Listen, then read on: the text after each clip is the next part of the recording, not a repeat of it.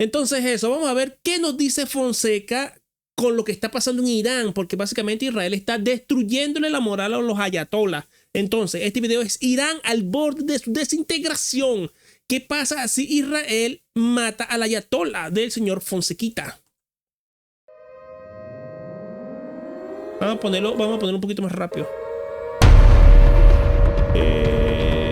La República Islámica de Irán está sufriendo una derrota histórica frente a Israel. Fijaos que incluso Donald Trump ha cambiado de opinión y ya está pidiendo la rendición incondicional del ayatollah Jamenei. Ahora la teocracia tiene que afrontar una triste realidad.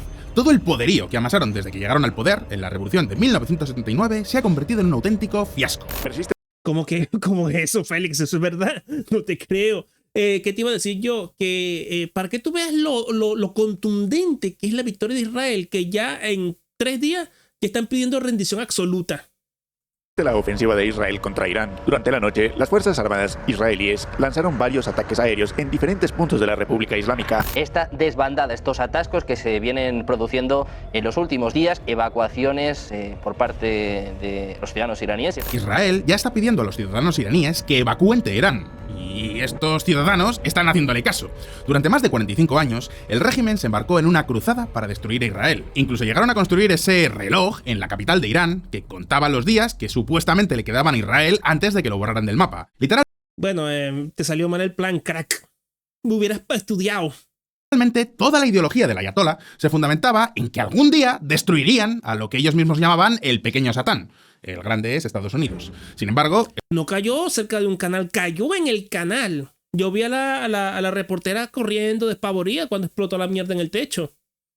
Está sucediendo todo lo contrario. Los acontecimientos se suceden tan rápido que probablemente... Ah, por cierto, felicidades a Fonseca que se casó el fin de semana, que por lo menos eso dijo en una publicación de su canal. Para cuando publique este vídeo, el régimen ya haya caído. Ahora bien, eso no significa necesariamente que los iraníes puedan descorchar el champán. A diferencia de otras dictaduras aliadas de Irán, como por ejemplo... Ya tú, Félix, tú vas a creer que Corea del Norte le va a mandar bombas nucleares al ayatollah. No, es que no solo más barba, tiene más pelo en el pecho que en la cabeza. Mírale aquí, se le nota un botoncito más y bueno, ahí tenemos la mate pelo ahí toda suculenta. Venezuela, aquí no hay ninguna María Corina Machado. Por el momento no hay ningún líder que aglutine a la oposición democrática. ¿Puede surgir uno? Pues sí, por poder puede surgir, pero por el momento, al menos que sepamos, no existe. Y ya sabéis que el poder no admite vacío. Por eso, las preguntas que me hago en este vídeo son: 1. ¿De verdad puede caer el gobierno y el régimen de Irán? 2. ¿Quién podría ocupar su lugar? 3. ¿Cómo será el día después de los ayatolás? Hoy vamos a responder a estas preguntas, pero antes... El líder supremo... Bueno, vamos a saltarnos sí, yo sé que te pagan platica, pero a mí no, así que pásala, sí. Bueno, soy el único que le parece que estas propagandas de Fonseca son muy largas. Mira, ahí me comí 4 minutos de video. Pum, pam. Ahí está, sí. Os voy a confesar un pequeño secreto, y esto es puro lore de este canal. Es un secreto que he guardado desde hace 2 años. Y es que existe un Fonseca iraní. Atentos. این در حالیه که 32% از کل صادرات روسیه راهی چین میشه. یعنی رابطه پکن و مسکو اصلا یه te digo una cosa, macho. Te digo una cosa, tú tienes cara de que el ayatollah te colgaría por razones, pues. رابطه متوازن نیست. ¿Qué? ¿Cómo os habéis quedado? Pues sí, cuando termina de grabar los vídeos en español, se los mando a mi buen amigo Farbod para que los traduzca al farsi y haga su propia versión. Llevo haciéndolo más o menos desde que empecé este canal. Nunca os lo había contado porque... Entendedme, si entráis todos en tromba a ver los vídeos desde vuestras cuentas en español, reventáis el algoritmo y entonces deja de crecer orgánicamente donde tiene que hacerlo, que es en el público iraní. Y diréis, ¿pero por qué hago contenido en farsi? Pues todo empezó con el presentador que hace los vídeos, el señor Farbod da Sousa. El apellido es ficticio para preservar su anonimato. Este chico era un periodista de Press TV, que es como la versión iraní de Russia Today. Un buen día, decidió dejar de hacer propaganda, estaba ya harto del régimen y me contactó. Y así nos hicimos amigos. Me ha ayudado con un montón de vídeos. Y cuando logró marcharse por fin de Irán, me dijo, oye, ¿y por qué no hago tu canal en farsi? Y yo le respondí, sujétame el cubata. Y diréis, ¿pero qué sentido tiene? Oye, pero Fonseca tiene una cantidad de números que no es ni medio normal. Este video en 12 horas ya tiene ¿cuánto? 500.000 de visitas. En 7 horas. El tipo ya tiene el tamaño de un canal de televisión, un canal de noticias. Él podría sentarse y hacer un canal de noticias él solo. Él como presentador y empieza a contratar gente. Lógicamente no es un canal que genere dinero. De hecho, todavía le falta pegar el estirón en visitas, pero es mi apuesta para poner mi granito de arena. Ya sabéis que uno de mis compromisos editoriales es la defensa de la democracia frente a la tiranía, donde quiera que esté. Y desde hace años me he ido dando cuenta de que la dictadura iraní está al borde del colapso. El problema es que falta una oposición bien formada. Así que, oye, si puedo hacer algo por ayudar, y encima me sale gratis, porque Farbod no me cobra, oye, pues ¿por qué no? Como veis, el tema de Irán es una de mis pequeñas pasiones, pero de... Para ver qué pasó aquí.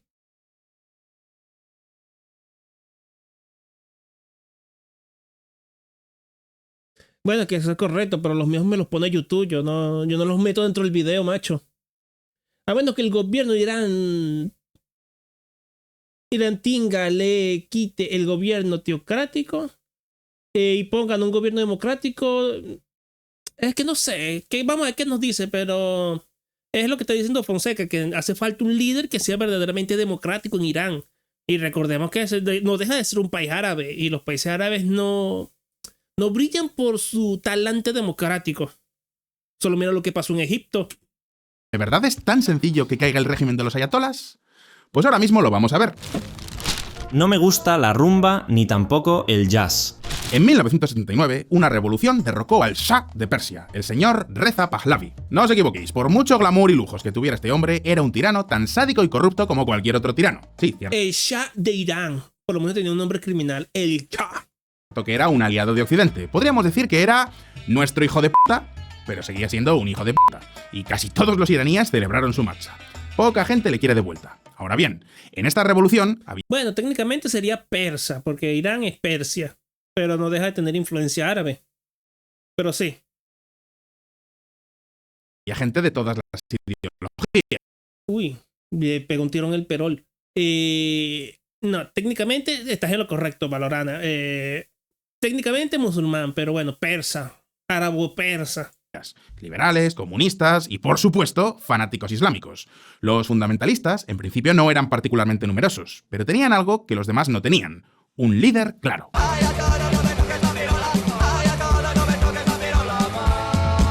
El ayatollah Khomeini era una figura religiosa que estaba viviendo en el exilio en Francia. Ya sabéis que de ese país no viene nada bueno, porque tras la revolución...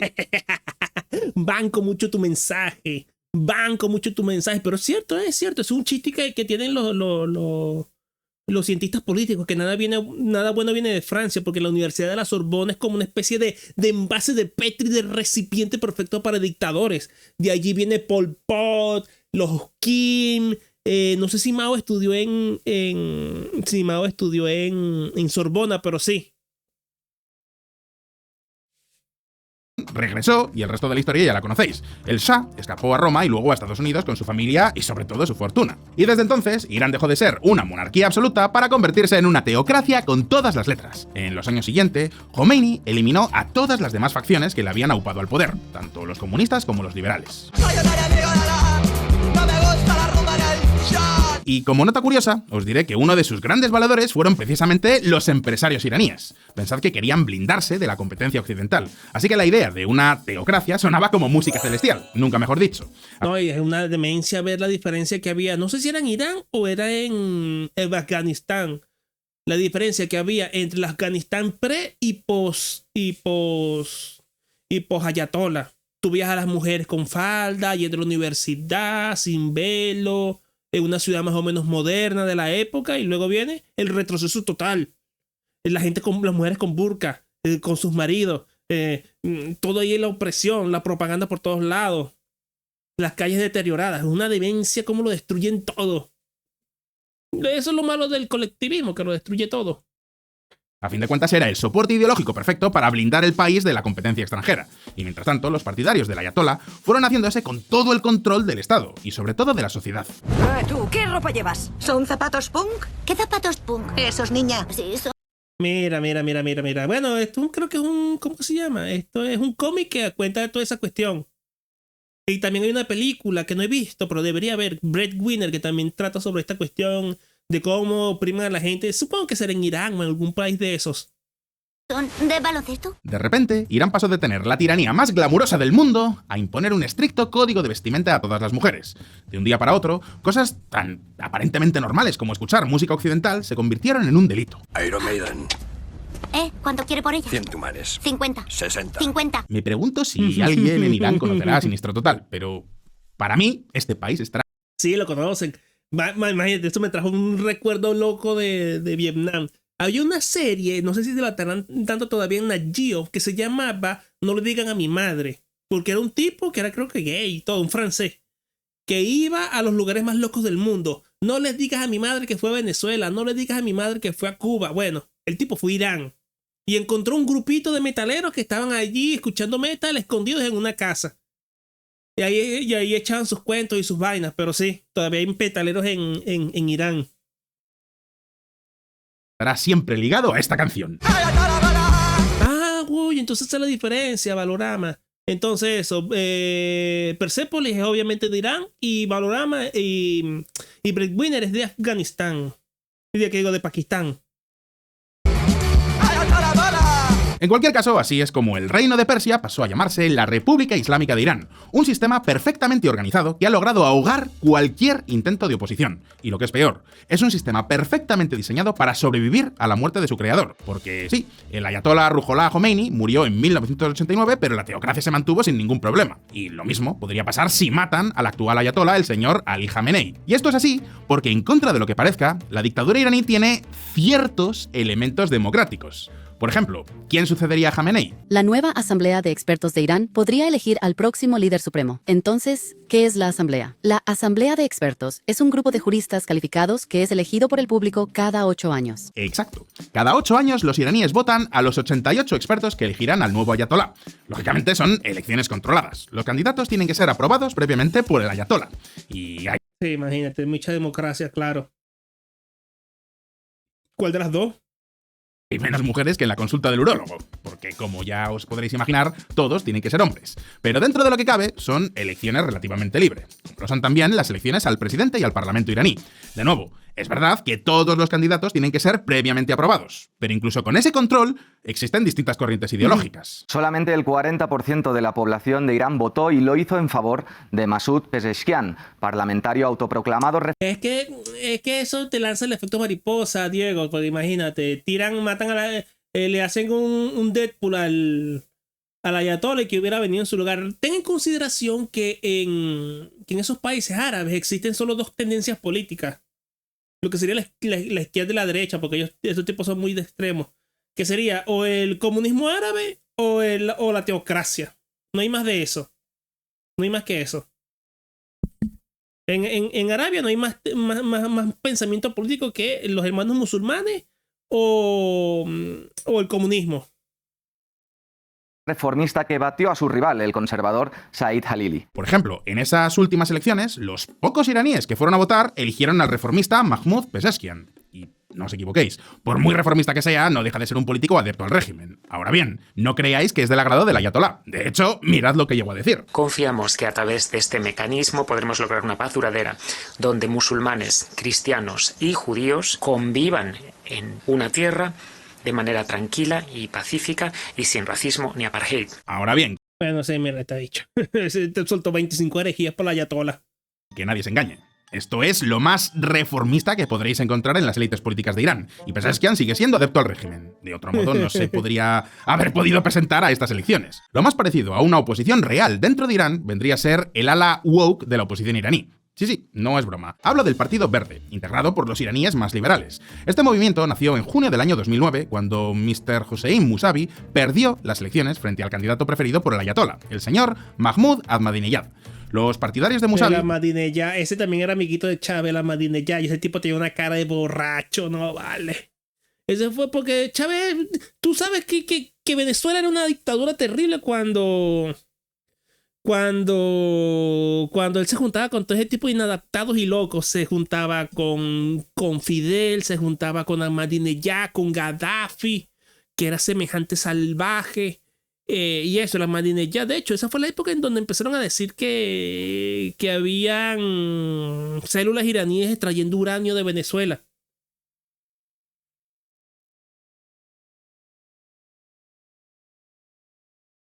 Denunciaron fraude y en las semanas siguientes hubo manifestaciones masivas de protesta. En estos días transcurría la primavera árabe en prácticamente todo el mundo musulmán. Y como ya os podréis imaginar... Oye, con Kim No creo, pero con Xi Jinping sí. Aunque no me extrañaría, pero es que no sé, yo tampoco me acuerdo. No creo, porque ¿para qué se va a juntar con Kim? El régimen no perdió el tiempo. Algunos muertos y cientos de detenidos después, el movimiento fue completamente aplastado. Y por supuesto, Musavi fue puesto en arresto domiciliario y se le prohibió volver a la política para el resto de su vida. Desde entonces se sabe muy poquito de él, pero también es cierto que el movimiento que creó se mantiene activo. Es más, por mucho que el ayatolá reprimiera estas protestas, los iraníes han seguido saliendo a la calle cada X años. Y ojo, porque cada protesta es más numerosa y más agresiva que la anterior. La última, que seguramente recordaréis muchos, fue la de la revolución. Oye, pero ahora que lo pienso, yo no creo que Kim el gordito estuviera todavía en el poder en ese entonces. Estaría el Kim su papá, que era un tremendo loco. La única persona que velaba por él en Occidente era Dennis Rodman. ¿Ustedes no vieron esos videos de Dennis Rodman yendo a visitar Corea del Norte? Una cuestión bizarrísima. De los velos. Desde hace un mes, miles de personas, lideradas casi siempre por mujeres, protestan diariamente en las calles de Irán y a través de las redes sociales para acabar con la fuerte represión política del país. Estas protestas se saldaron con miles de personas en la cárcel. Ahora bien, ¿hasta qué punto lograron reprimirlas de verdad? Pues juzgad por vosotros mismos. El detonante de estas protestas era... No trates de pronunciar esos nombres porque son todos igualitos. Yo sé que el nuevo es el Kim Jong, el gordo, pues. El gordo, digámosle el gordo. Luego está el Kim, que era su papá, que era el bizarro, el loco, el que quería ser cineasta y que secuestró un actor o era un director de cine para que hiciera películas solo para él. Y luego está el Kim, que fue el creador del movimiento Yuche.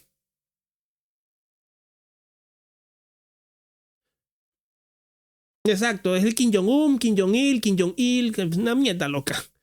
Y eso, mira, sí, justamente eso. Aquí sí hay feminismo. Estas mujeres sí tienen cojones, no como las pelopintados que hay en España.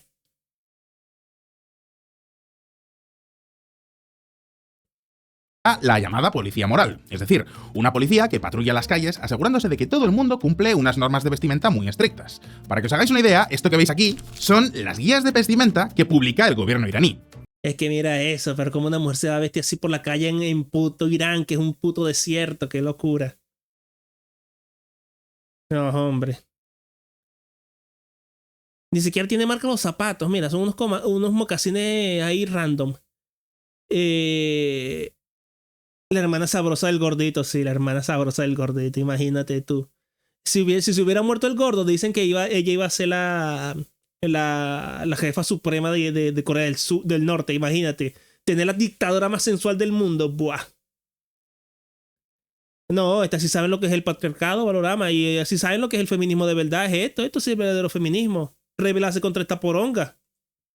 Y como veis, tienen todo lujo de detalles. Por ejemplo, no basta simplemente con que las mujeres lleven el velo. No. Es que además lo tienen que llevar bien. Es decir, sin enseñar ni el más mínimo mechón de pelo. Tampoco puedes llevar maquillaje ni nada que no aprobara una feminista de tercera ola. ¿Ha quedado claro?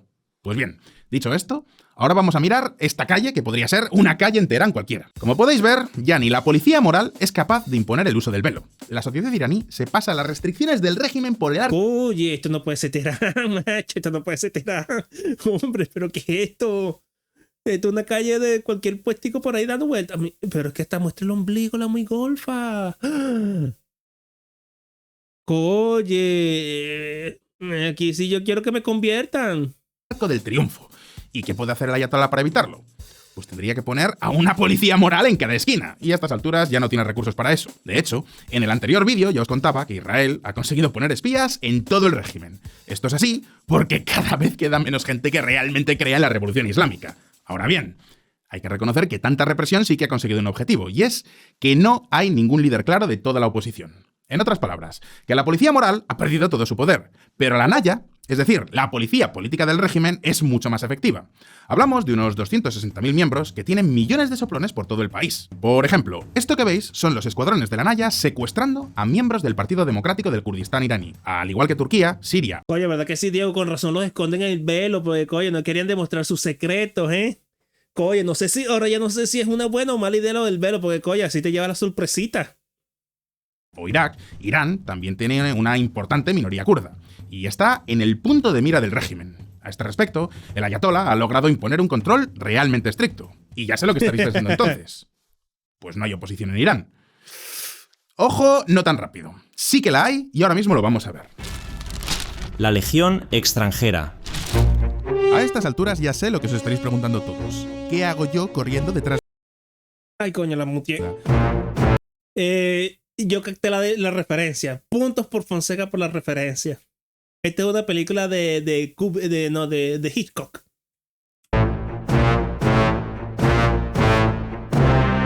Los drones fueron antes y un después en la historia moderna. Ucrania se ha convertido en el líder indiscutible en este sector. La guerra de Ucrania es la guerra de los drones. Ucrania los ha integrado muy bien. Estoy en un taller de drones. Esta localización es completamente secreta. Esto que ves acá, que se ve súper raro. Oye, pero ¿por qué todos hablan español? Es el sistema de detonación. Y así es como comenzó la aventura más loca que he vivido nunca. Sí, bueno, está bien. El título también es referencia a la película. ¡Hombre! Coño, te viene con un labubu incluido. Te compro una esposa iraní. Labubu incluido. Coño. Esas sí son ofertas y no estas mamadas.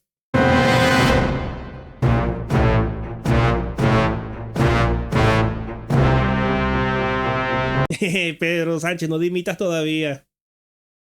Cuando triunfó la Revolución Islámica y el Shah de Persia partió al exilio, le acompañaron muchas familias. Esta diáspora se organizó en torno a su heredero, el señor Reza Pahlavi II, y desde entonces están en campaña para convocar una nueva revolución que devuelva la monarquía al poder. Exiliado desde los 17 años, Reza Pahlavi, hijo mayor. Dale, Nelly, descansa, que te vaya bien. Sueña con angelitos. Sí, que se vaya para la mierda Pedro Sánchez.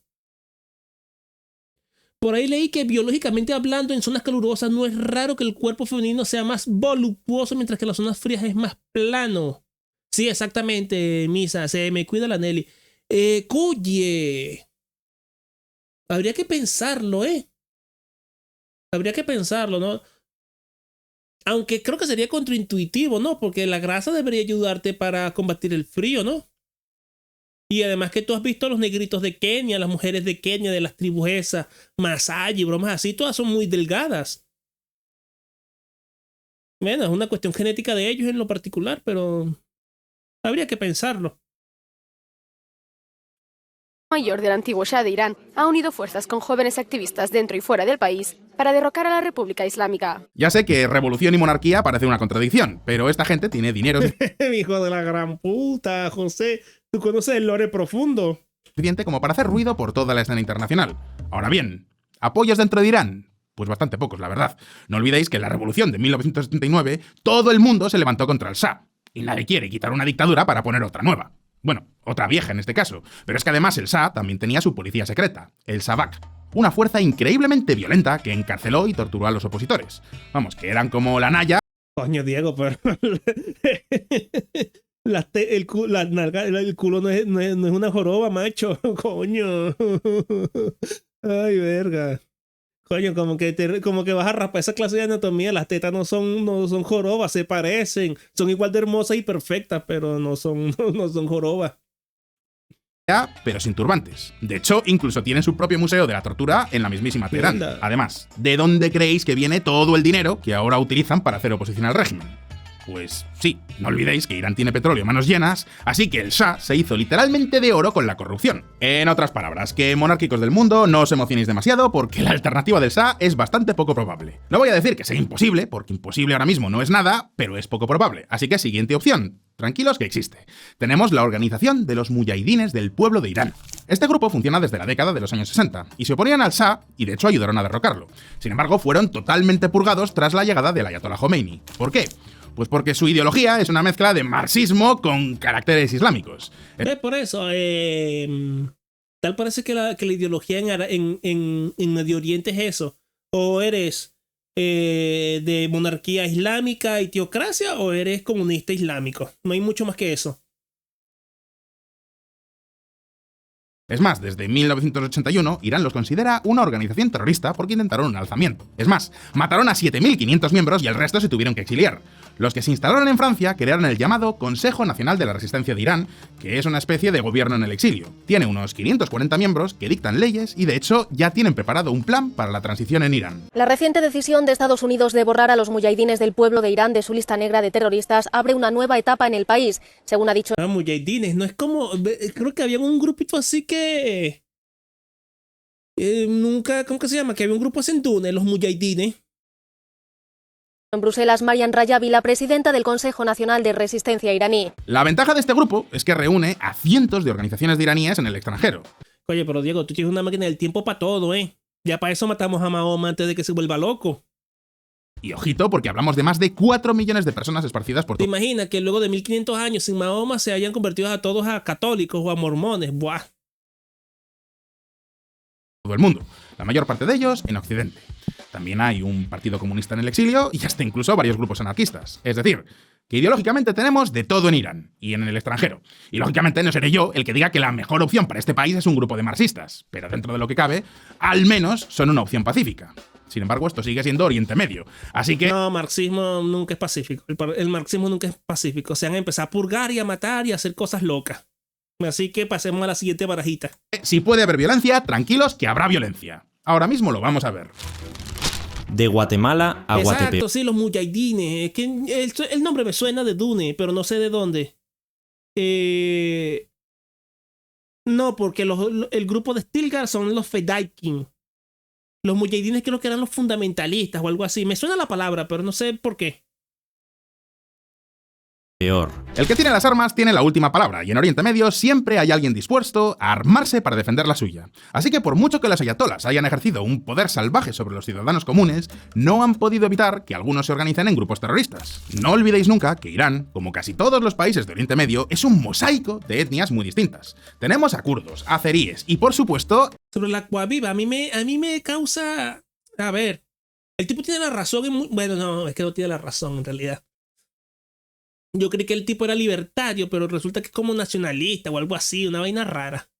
Yo no consumo su contenido, a veces me saltan algunos videos cuando se pone basado y eso, pero francamente a mí me la pela.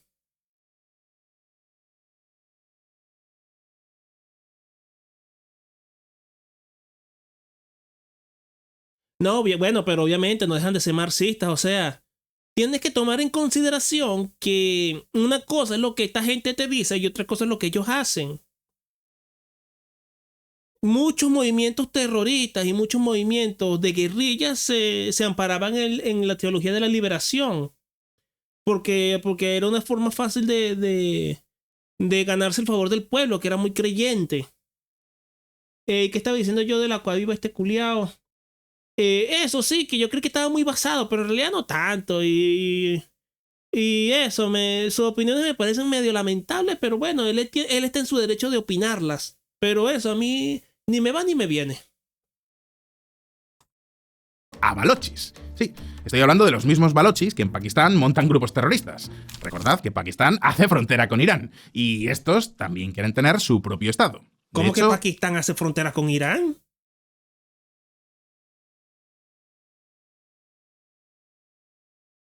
Pakistán hace frontera con Irán. Pero ¿cómo coño? Si aquí está la India. Bueno, yo qué sé, geografía. Sí, estoy hablando de los mismos balochis que en Pakistán montan grupos terroristas. Recordad que Pakistán hace frontera con Irán, y estos también quieren tener su... He visto el test político del gentil hombre, sí, pero no lo he hecho. No, ni siquiera creo que esté tan acertado. Porque entra en discusiones que ya creo que son obsoletas, como el de la izquierda y la derecha. Ya creo que todo eso se tendría que replantear. Oye, pero es que yo creí que... Porque es que tendría que buscar un mapa para ver si estoy... Vamos a buscar un mapa porque ya me quedé con la intriga. Para ver. Porque yo creí que Pakistán estaba del otro lado. Para ver... Ay, no, si tienes razón. Obviamente que tienes razón, lo está viendo en un mapa.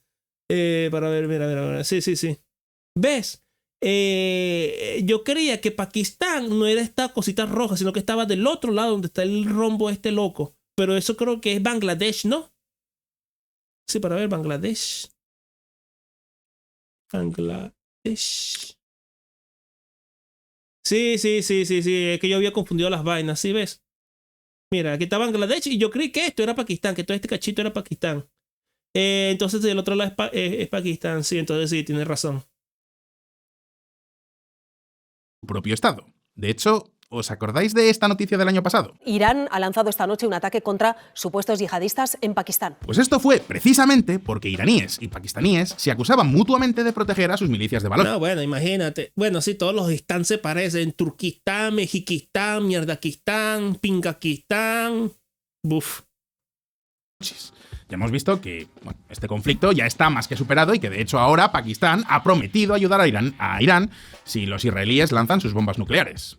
Aunque ya os digo yo desde aquí que esa promesa es tan vacía como la cabeza de Irene Montero. Ahora bien, esto no... Oye, Fonseca, está machistada, oye, por favor. Tampoco es que tenías que pasearte por ahí con el rabo erecto. No significa ni muchísimo menos que los balochis no sigan siendo un problema. Y ahora imaginad lo que pasaría si el gobierno de Teherán quedase descabezado. Aunque los balochis no generen grandes titulares, no os equivoquéis. Oye, lo dices en broma, pero es cierto, Misa, en serio, Franciaquistán y Españaquistán. Lo dices en broma, pero vamos por allá.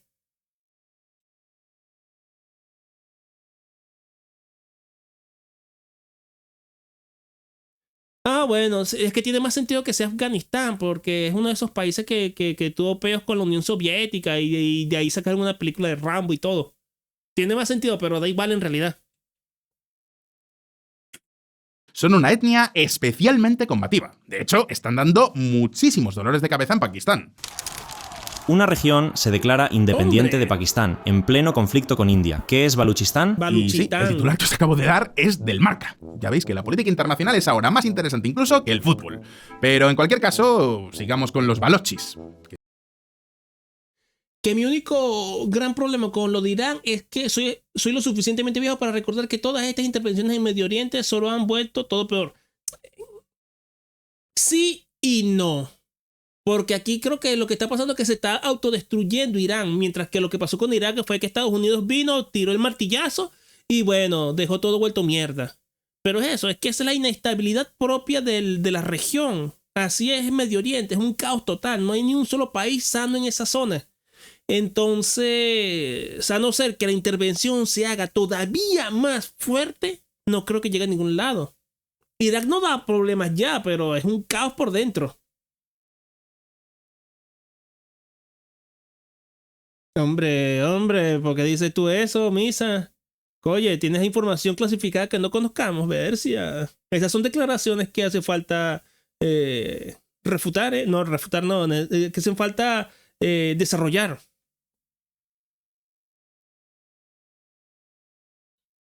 Bueno, pero Turquía ya es parte de la Unión Europea, Diego, tampoco nos volvamos locos, ¿no crees que ya está el fundamentalismo islámico? Si todavía existen por allí iglesias ortodoxas. Mientras más cerca estés de China, más mierda son los árabes, pero en Turquía está en chill.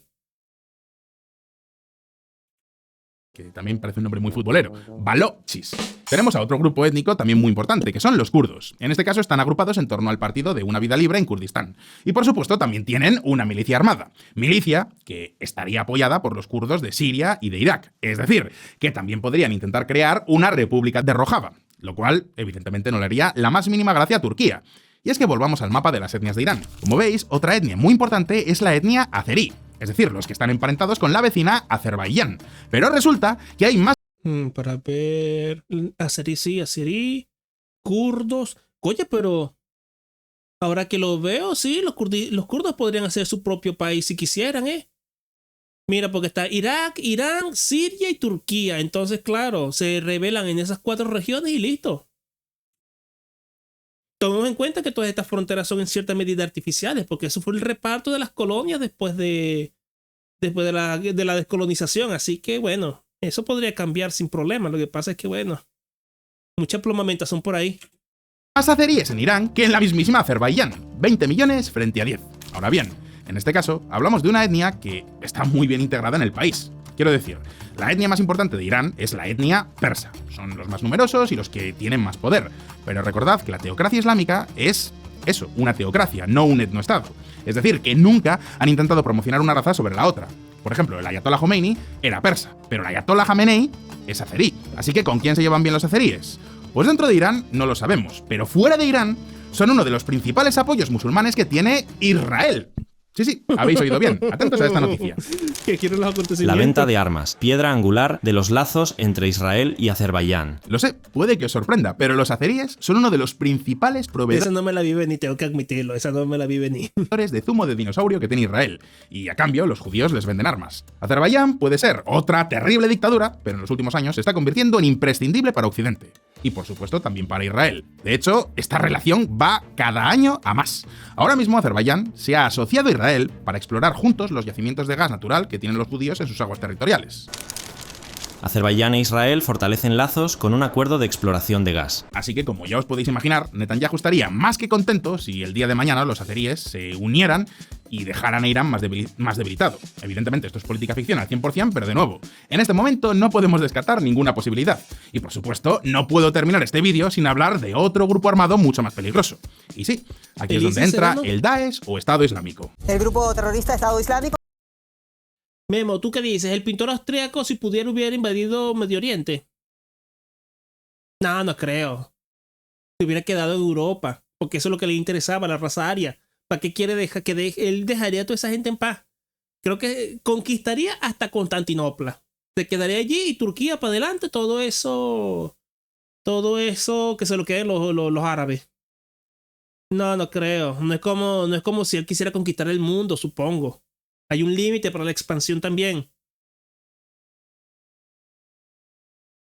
Claro, es que es eso, pero es que toma en consideración que toda esa zona debe ser ahorita súper recontra inestable. Entonces, no terminan de hacerlo porque no tendrán los apoyos suficientes de Estados Unidos. Pero si quisieran, ellos harían esas actas de independencia. Y porque tiene que ver mucho con Turquía. Si Turquía estuviera en la misma situación, yo creo que sí podrían independizarse.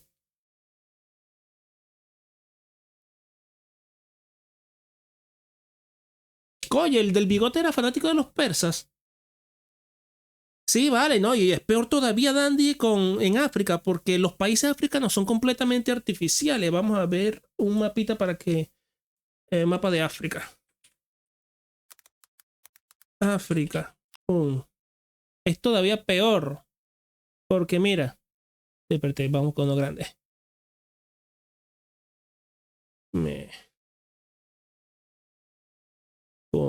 Sí, mira esto. Todos estos países tienen fronteras rectas, cuadradas. Esto está hecho no por la necesidad de la gente que vive aquí, sino porque así se repartieron los países de Europa. Entonces, cuando se fueron, resultaba que aquí en Chad, por ejemplo, había este cachito de arriba era una tribu, el cachito de aquel lado era otra tribu, este de aquí era otra y el otro era otra tribu. Y las 4 tribus se odiaban. Entonces, en lugar de dejar que cada país se desarrolle de forma independiente y de forma orgánica con sus tribus y sus pingas, se crearon estos países artificiales que son caldo de cultivo para el conflicto. Y por eso es que pasaron cosas locas como la matanza de los Tutsi. Eso creo que fue en Angola, sí. Angola. ¿Dónde está Angola? Ni siquiera sé dónde está Angola. Níger, Mauritania, Libia, Angola, mira, está aquí. Debajo del Congo. Reclamó la autoría de los atentados el miércoles que mataron a decenas de personas en Irán. Bueno, técnicamente sí y técnicamente no, porque los arios serían los indoeuropeos que vendrían de esa zona mezclada con la zona del norte, del centro de Rusia. Por eso, sí, sería... es que tendría que buscarlo también en el mapa. Arios, origen. Mapa, sí. Que en eso sí tiene razón tenía razón el conchetumare del bigote. Porque esta zona donde está el Cáucaso, que por eso se llaman caucásicos los blancos, vendrían a ser algo así como los indoeuropeos. Y los indoeuropeos son la cultura que llegó a Europa y fue la que construyó básicamente toda nuestra cultura. Todo lo que nos consideramos occidentales provenimos de los indoeuropeos. que son básicamente la gente del Cáucaso. Ah, lo de Angola, lo de la matanza fue en Ruanda, perdón, sí. Sí, ¿verdad que sí? Que tiene la película de Bruce Willis. ¿Verdad que sí? Y ahorita vemos eso. Y claro, sí. Y también tiene mucho que ver con que también hubo mucha helenización, porque Alejandro Magno llegó a la India, entonces me imagino que gente se quedó y bueno, blancos. Hola, el Musa, ¿cómo estamos? Aquí estamos terminando este videito y luego vamos a ver qué hacemos.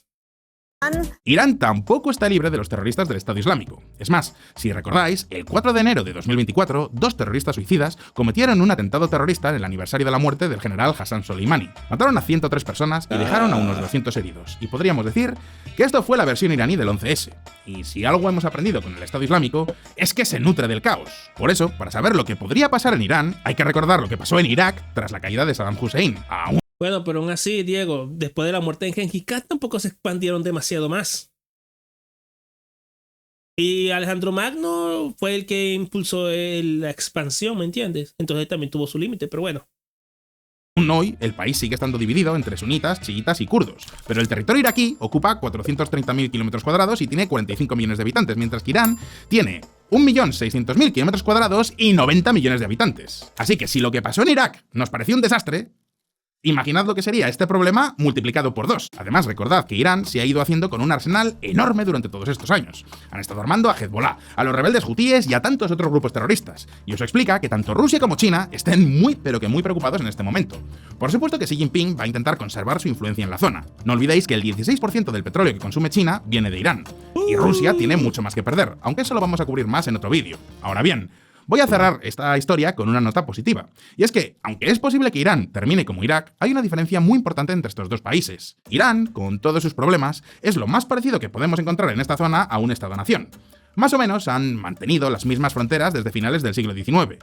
Y a diferencia de Irak, Siria o Pakistán, no son fronteras dibujadas en la oficina de un país occidental, sino que son fronteras dibujadas por la historia. Esto significa que aunque tengan muchas etnias, llevan siglos conviviendo entre ellas con relativa armonía. Ahora bien, como veis, nada de esto significa que el futuro de Irán tenga que ser necesariamente bueno o más democrático. Ahora bien, tampoco podemos asegurar que vaya a ser necesariamente malo. La historia está llena de ejemplos de tiranías que caen y se convierten en democracias, y la sociedad iraní es una de las más cultas y educadas de todo Oriente Medio. Así que ahora la pregunta es para vosotros: ¿terminará Irán sumida en una guerra civil? ¿O es posible que tengan una transición democrática y se conviertan en un país fantástico? Bueno, esperemos que sea eso, pues. Esperemos que sea eso, que llegue la democracia a Irán. Oye, aprovechó el tonto. Israel se está saliendo con la suya, ¿eh? Se cayó Hamas, destruyeron Gaza, ahora Irán está rogando por piedad. Es una locura, ¿eh?